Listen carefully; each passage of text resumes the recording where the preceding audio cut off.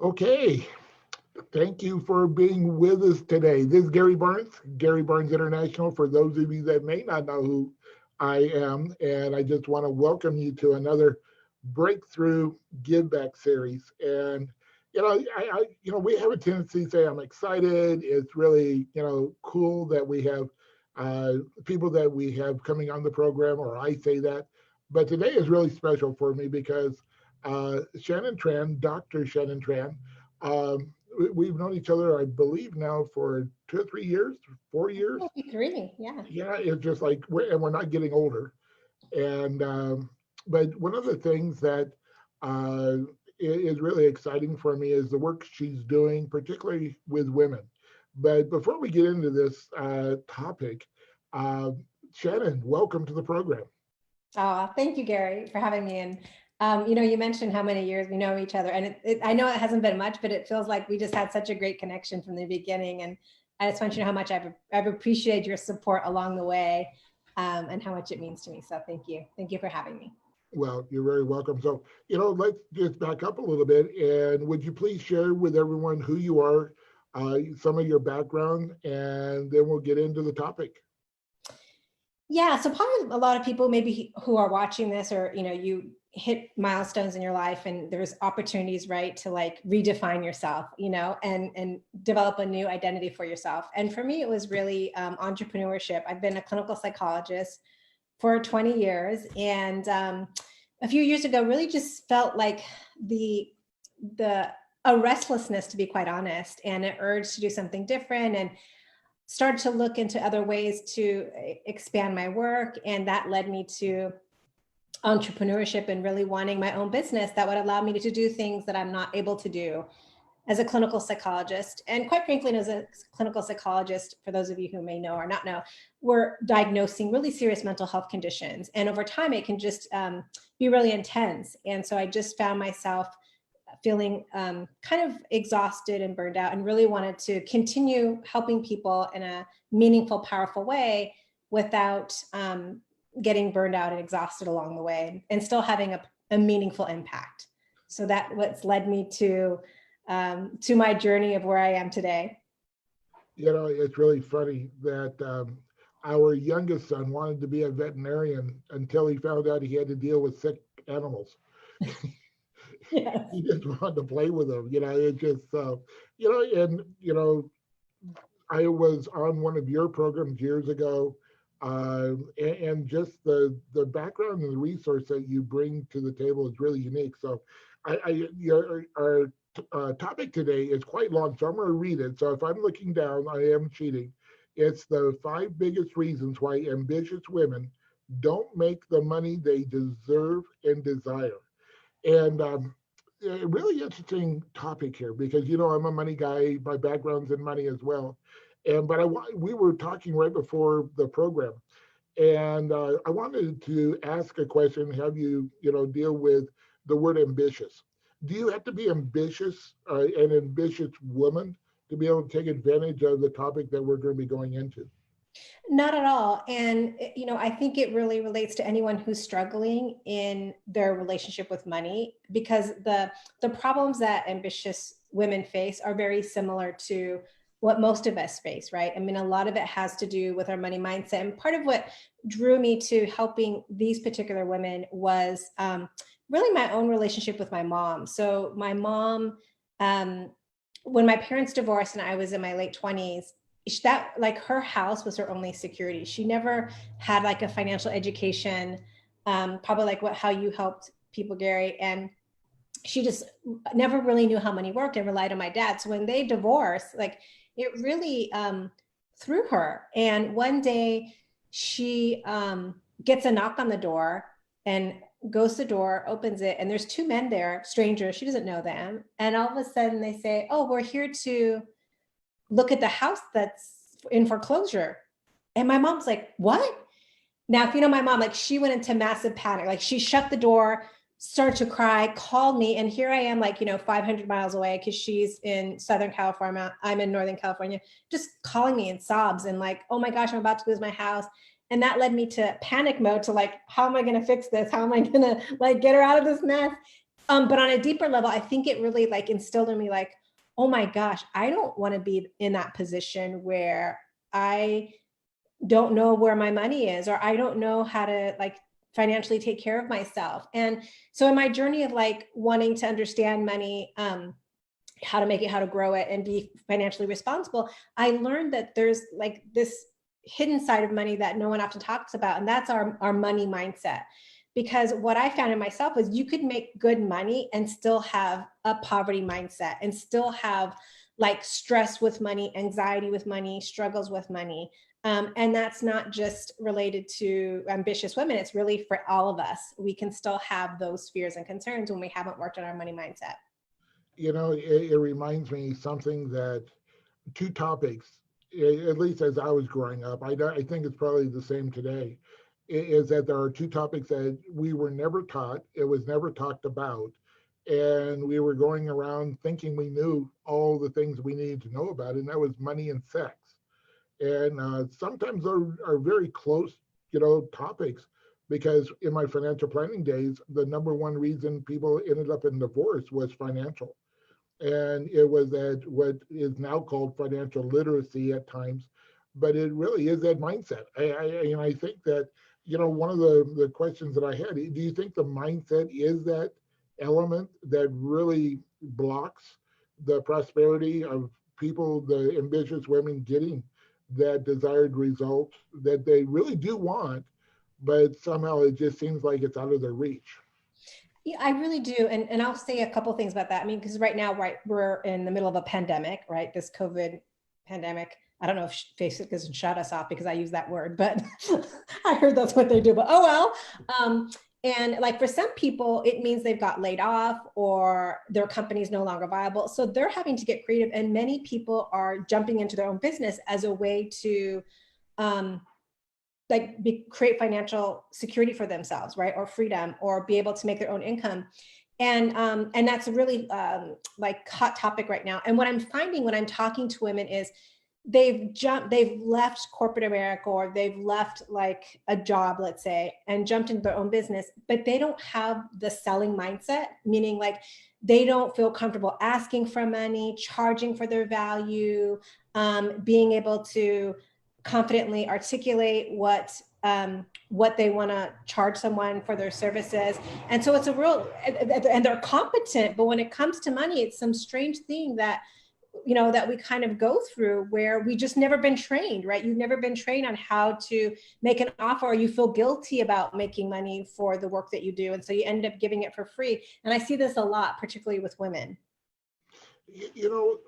A question that really comes to my mind is, what do you think is the biggest fear that you find in women for achieving? Because in my experience, a lot of the blocks that we have in our lives in any area is tied to some fear or an experience that we now are, it may be the brakes on and we don't even know it.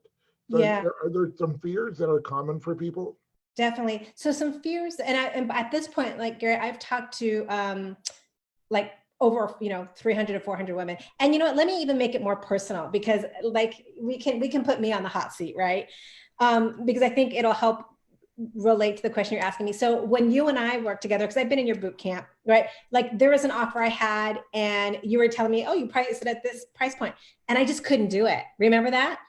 I Right. do. And you're like, what, why can't, and because I just had these mental blocks, these hangups around, oh my gosh, who am I to charge? Like, this is too much. What if people don't buy it? What, like, I just didn't want to get uncomfortable, to be quite frank. And that's what I hear a lot of women. So they don't end up charging it. And it took me working on my money mindset and going through these blocks to get to a point where I felt very comfortable and confident charging my value and making an offer, and helping people in a powerful way. But even though I had the skills already in place, my mindset wasn't there to execute. And maybe you've seen this in a lot of the people that you work with, or you'll find very talented people and they're competent and they've got skills to offer, but they don't have the mindset to execute. When I was thinking about that question, I really feel it was really important, because most of us, and those of you that are watching the program, we have a tendency to figure that if we're afraid, there's something wrong. And what I'm hearing you say, Shannon, is fear is normal. That's my own personal belief. But it can either stop us or propel us.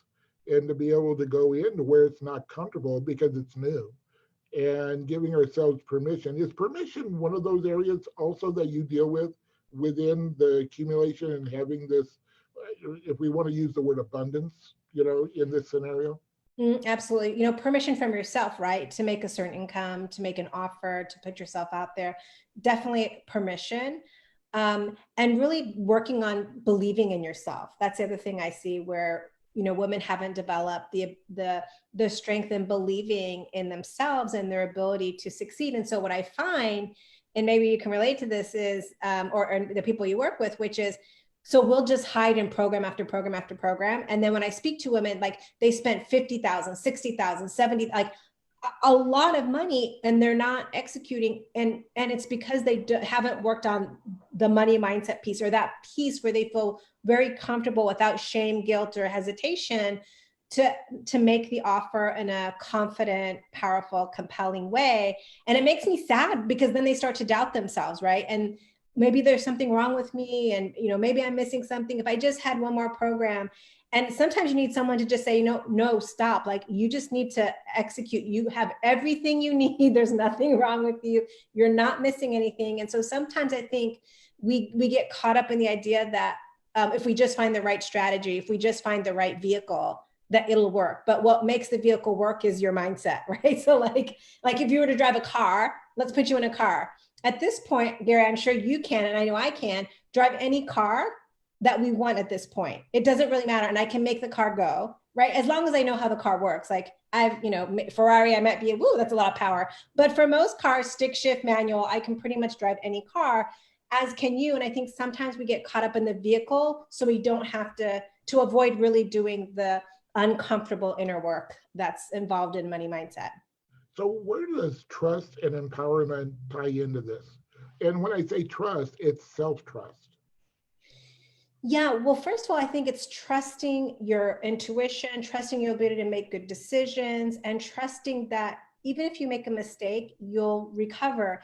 And it's also trusting that you'll learn to ask good questions, right? So in some ways, like the more mistakes you make, the better you get. Let's hope at like the ability to think for yourself. Oh, let me ask good questions. Let me find out more, instead of just impulsively jumping into something or assuming something doesn't work. So like the self-trust is really critical. And having said that, so that way, if something doesn't work, I trust myself enough at this point where even if it looks like on the outside I'm failing because I've not achieved an outcome at a certain time frame, I know that, oh, there's some tweaking I need to do because I trusted myself enough to know that I'm going to succeed. And that's the mindset piece, right? So I think you talked about this before too, when you were telling, I believe it was me.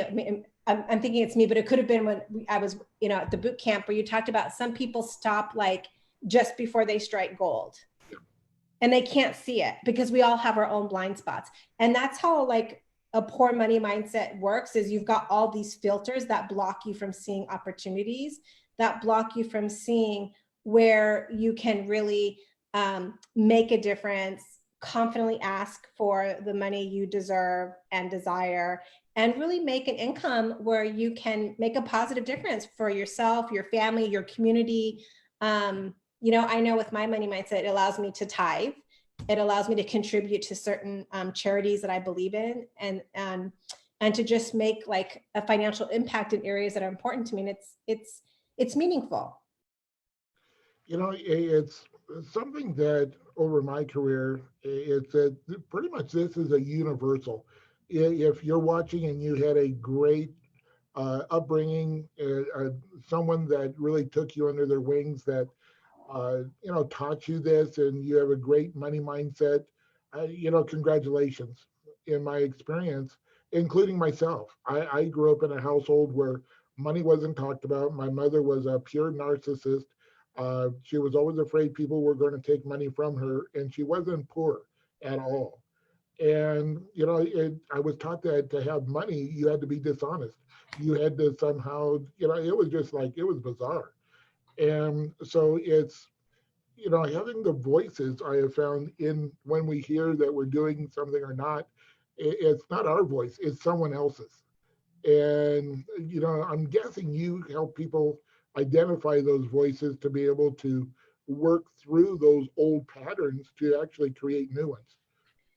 Yes, and I love what you shared. It's so relevant because literally just this morning I had a conversation with someone where I was seeing if they were a good fit for, my program and on money mindset. And one of the things that she shared was, well, capitalism is bad, and if I make money, I'm taking it from other people, and it's wrong and it's unethical. And I said, well, help me understand, what is your definition of capitalism? And she's like, oh, and no one had ever questioned her thinking. And she had such a distorted view of capitalism. And also, like, why, there are good people out there that make money and it's not hurting, resources or the environment or other things. It's actually, they use their money to help the environment. And make help, other countries or our own to have better health care or vaccines or things of that nature. Bill Gates comes to mind. But it's so interesting to me because sometimes people block themselves from receiving what they want and need because they have these negative connotations that rich people are bad and you got to do these really unethical things. And what I've learned about money, Gary, and let me know if you learned this too, which is like, the reason why I think it's so important for every person to work on their money mindset is money is a magnifier. It's only going to reveal more of who you already are. So if you get a lot of money and you abuse other people with your power or mistreat them or whatever, it just means that you got to work on yourself, because all money does is it magnifies who you already are. So why not first work on you and building the character you want to be? Because if you've built a solid foundation of self-trust, being ethical, living in integrity, money's just a tool, right? It's not gonna own you and be the master of you. So I'm like really passionate about that. You can tell I can go on and on. No, that's great, because I've had for years people tell me all I need to change my life is more money. And I go, no, more money will just give you more of what you already have. And you think about even Warren Buffett, one of the wealthiest men in the world, the majority of his wealth when he dies goes to charity, not to his children. Right. Because exactly. Now they're going to be wealthy. They're not going to be broke. He's taking care of his family. But the vast dollars in his wealth is going to support humanity. And when we understand that money is not the root of all evil, the love of money is. And when we understand that money is actually, money does not exist. It's a piece of paper with ink on it. And we could use beads, baubles, seashells, whatever, rocks. It's just a mode of exchange that gives a value, but the true value is in what it does. And so, I really want to keep the program, in that 20, 25, 30-minute range. So people are able to, I appreciate you being on the program, but watching the program, but I don't want to take up your afternoon. So real quick, Shannon, we're going to take a side step here. You, on the Give Back program, you have something that you would like to share and give to anyone that would like it. Could you share with us what that is? And that then she is also, and give the link if you would like, but we're also going to have her put it into the comments section on Facebook. So don't worry if you're driving, don't have a piece of paper, don't have an accident. The information will be there. So Shannon, what is it? Yeah, so what this is, it's really one of the programs that I would normally sell, but I'm offering it to as a give back to your audience for free. And it's really tools to help rebuild your money mindset. So it goes through powerful exercises, powerful processes to really clean up your money mindset. So if you have a lot of negative beliefs, distortions, unhealthy thinking, it'll help clean those up so that you can have a healthier relationship with money as you're moving forward, right? In your life, whether it's creating a business for yourself or continuing to work for a company and asking for a promotion, you want a healthier money mindset. So you're able to really know your value, articulate it well, and be compensated fairly for the value that you bring. Cool. And so, and I'm guessing people could go to your website and buy it, but you're going to be giving it to everyone as a gift, correct? Correct. What is the value if they were to pick it up on your website?